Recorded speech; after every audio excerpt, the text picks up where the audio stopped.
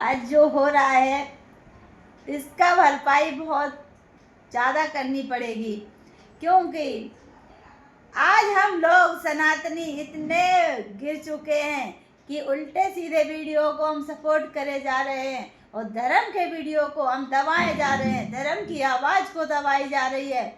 और जो उल्टे सीधे हैं, जो देखने लायक भी नहीं होते हैं, वो वीडियो को भर भर के सपोर्ट करते हैं, वायरल कर देते हैं रातों रात। माँ कालका का मंदिर बनने को पड़ा है।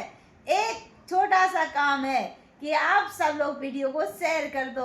हर वीडियो में हम यही आके बोलते हैं कि हमारी माई कालका का मंदिर बनने जा रहा है, ज़्यादा से ज़्यादा सपोर्ट करें। पर नहीं, सपोर्ट करना तो देखना भी नहीं है, सपोर्ट तो बाद की बात है। ऐसा सनातन धर्म में चलता रहेगा ना, जरूर एक दिन बहुत बड़ी भरपाई करनी पड़ेगी, हम सबको करनी पड़ेगी।